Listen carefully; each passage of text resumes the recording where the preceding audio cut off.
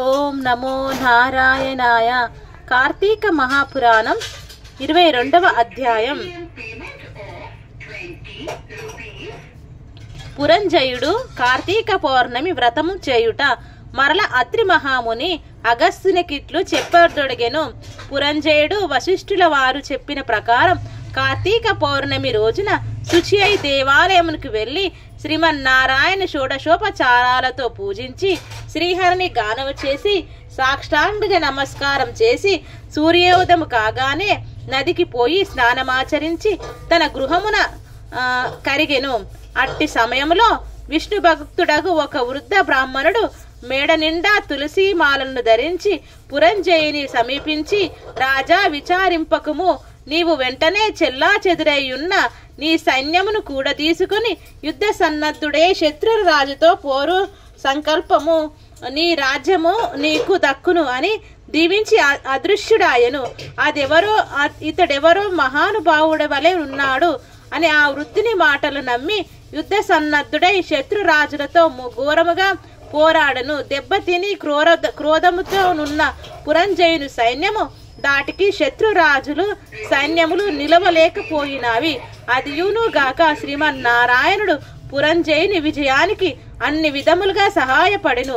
అంతయు శ్రీమన్నారాయణ్ణి మహిమయే అని ఆ యుద్ధములో కంబోజాది భూపాలురు ఓడిపోయి పురంజయ రక్షింపుమని కేకలు వేయుచు పారిపోయిరి. పురంజయుడు విజయము పొంది తన రాజ్యమును తిరిగి సంపాదించెను.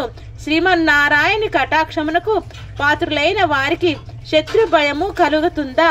విషం తాగినను అమృతమే అగును. ప్రహ్లాదునకు తండ్రి విషాన్ని ఇవ్వగా శ్రీహరి అని ప్రార్థించి త్రాగగా అమృతమైనది కదా. ఈ శ్రీహరి కటాక్షం వలన సూర్యచంద్రులు ఉన్నంత వరకును ధ్రువుడు చిరంజీవియే కదా. హరినామస్మరణ చేసిన వారికి శత్రువు మిత్రుడగును. అధర్మము ధర్మముగా మారును. దైవానుగ్రహము లేని వారికి ధర్మమే అధర్మమగును. త్రాడు పామై కరచును. కార్తీక మాసమంతయు నదీ స్నానమునరించి దేవాలయంలో జ్యోతిని వెలిగించి దీపారాధన చేసినచో సర్వ విపుత్తులను పాటాపంచలగును. అన్ని సౌఖ్యములు సమకూరును. విష్ణు భక్తి కలిగి శ్రద్ధతో ఆ పర్వతమాచరించు వారికి ఏ జాతి వారినైనను పుణ్యమే సమానమే. బ్రాహ్మణ జన్మమెత్తి సకల శాస్త్రములు చదివి కూడా విష్ణు భక్తి శూన్యమైనచో శూద్ర కులముతో సమానమగును. వేదాధ్యాయనం మునరించి దైవభక్తి కలవాడే కార్తీక వ్రతానుష్ఠాన తత్పరుడై వైష్ణవోత్తముని హృదయ పద్మమున భగవంతుడుండును. సంసార సాగరముత్తరించుటకు దైవభక్తియే సాధనం. జాతి భేదముతో నిమిత్తము లేదు. విష్ణు భక్తి ప్రభావం వర్ణనాతీతము. వ్యాసుడు, అంబరీషుడు, శూనకాది మహామున్ ఋషులు మరెందరో రాజాదిరాజులు కూడా విష్ణు భక్తిచే ముక్తి నొందిరి. శ్రీహరి భక్తవత్సలుడు సదా పుణ్యాత్ములకు కంటికి రెప్పవలే కాపాడుచుంటాడు. ఎవరికైనను శక్తి లేని ఎడల వారు తమ ద్రవ్యములు వెచ్చించి అయినను మరి ఒకరి చేత దాన ధర్మములు వ్రతములు చేయించవచ్చును. శ్రీహరి భక్తులు అన్యోన్య సంబంధితులు. అందువలన లోక పోషకుడు భక్త రక్షకుడైన ఆది నారాయణుడు తన భక్తులకు సదా సంపదలనొసంగి కాపాడుచుండెను. శ్రీమన్నారాయణుడు సర్వాంతర్యామి. 1000 సూర్య భగవానుల తేజస్సు కలవాడు.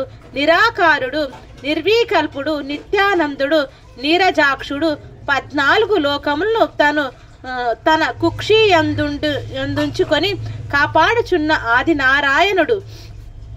అటువంటి శ్రీ మహావిష్ణువుకు అతి ప్రీతికరమైన కార్తీక మాసం అంతయు భక్తి శ్రద్ధలతో ఎవరు చేయుదురో వారి ఇంట శ్రీ మహావిష్ణువు లక్ష్మీ సమేతుడై వెలియగలడు. ఆ ఇల్లు సిరి సంపదలో కలకలలాడును. కార్తీక మాసంలో శుచి అయి పురాణ పఠనం చేసినచో పితృదేవతలు సంతసించెదరు. వారి వంశమంతయు తరించును. ఇది ముమ్మాటికి నిజం. ఇట్లు స్కంద పురాణంతర్గత వశిష్ఠ ప్రోక్త కార్తీక మహత్యమందడి 22వ రోజు పారాయణం సంపూర్ణం. సర్వం శ్రీ లక్ష్మీనారాయణార్పణమస్తు. ఓం శాంతి శాంతి శాంతి.